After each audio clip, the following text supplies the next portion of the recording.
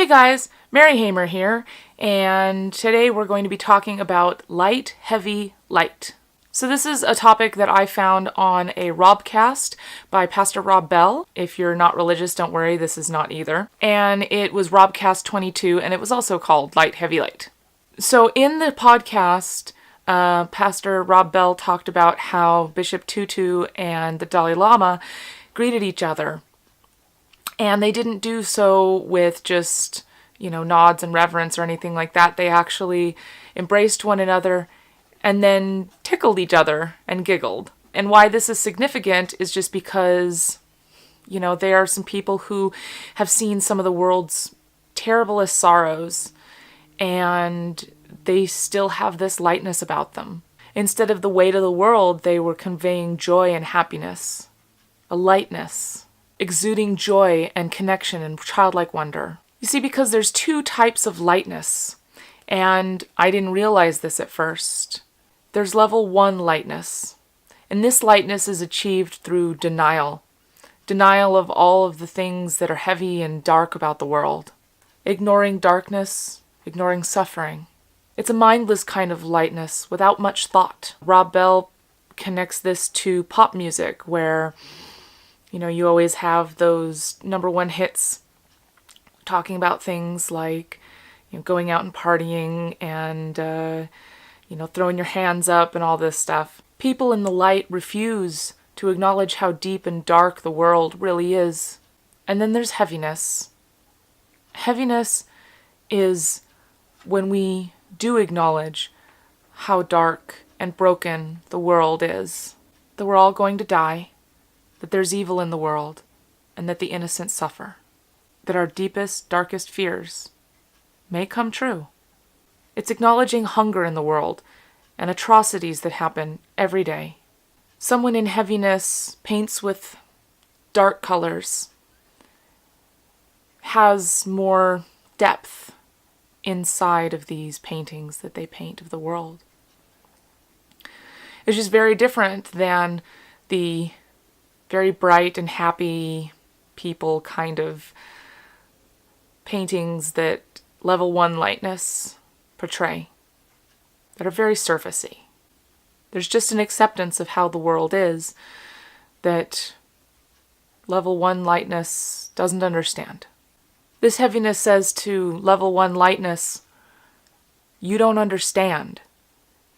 You've made up this world that you think is real, but it isn't. Heaviness is darkness and sorrowful.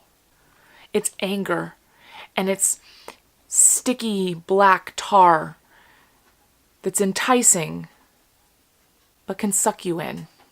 And then you have level 2 lightness. This is very different than level 1. Level 2 lightness is when you've been to the edge of the abyss.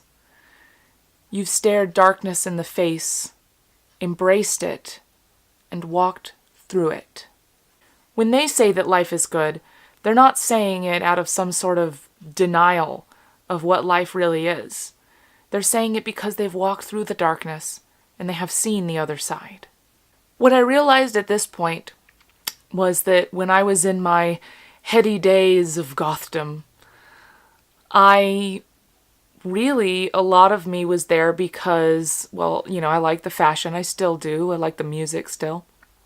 But a lot of me was there because all I was seeing, for the most part, or all I was recognizing, was this level 1 lightness, this denial, and this pushing away of what life partially is, and that's that darkness.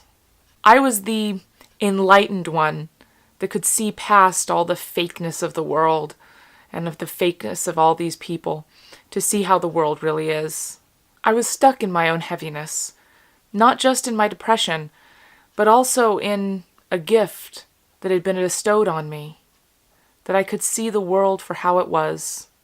But as I grew and emerged and walked through darkness and started to see something on the other side that looked familiar, like the level 1 lightness, but different somehow, more real, I started to find hope. And with this hope emerged colors. Colors that I started seeing everywhere. Colors that I no longer minded. Colors that I started wearing on my own body.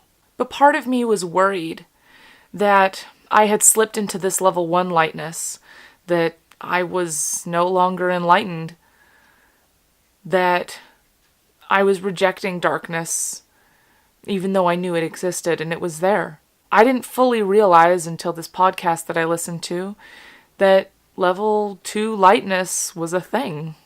But you see, in places where this level 1 fake lightness is everywhere, heaviness tends to be pushed down and oppressed.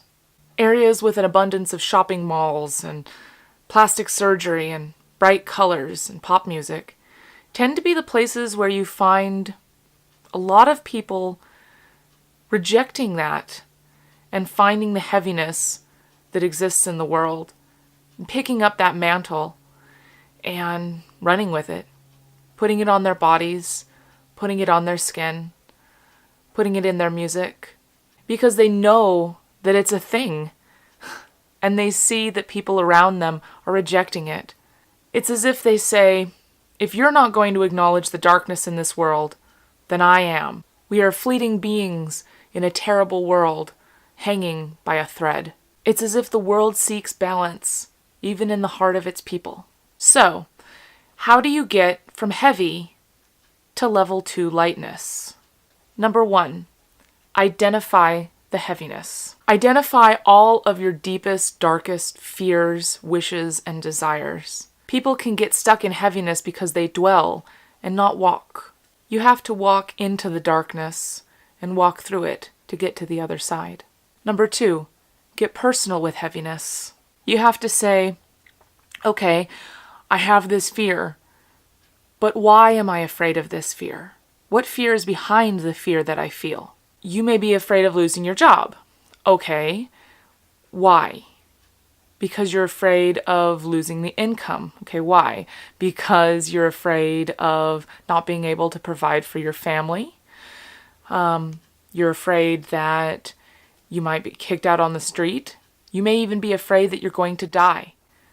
And so that fear that is, I may lose my job, is actually, I might die. And that's where you have to put your efforts. Number 3, embrace the heavy darkness. You have to accept that, yes, it might happen. Stay with that feeling. Go into it. Stick with it. You have to push through it enough, and you'll get to the other side. You have to accept that the bad thing may happen. Number 4, be here, be aware, be present. You have to remind yourself that you're here, that the bad thing or the good thing may happen, but that's in the future, and you're here now. Here and now, you are here and now. You're afraid that if you quit your job and go after your dreams, that you'll go belly up? Yeah, that's a thing that might happen. You may leap, and the net may not catch you. No matter what you decide, if you find your fears and embrace them, you'll find that ultimately they don't matter as much as this moment matters. Number 5, let go. Rob Bell says that the problem with heaviness is that it clings to things and it becomes addicted to outcomes. The issue with heaviness is that it often comes when we deny our lack of control. We try to control things so much that we cling to them and we hold them tightly, and that we lose all joy and happiness in this moment. The truth is that you are here and now, and you get to do things. And the future is uncertain, whether you play it safe or not. So find your fears, walk through them, know that they are a possibility, but hold on to them very loosely. Know that you are here now. Whether that means that you need to start a meditation practice to remind yourself of that, or to try to just become more mindful in each moment, focusing on what you're doing. Know that no matter what stage you're in, if you're in that level 1 lightness, or if you're in heaviness. You can walk through. You can confront fears, confront things that are bad and negative about the world. And you can come to the conclusion that after all of this, even with the terrible things that happen, life is good.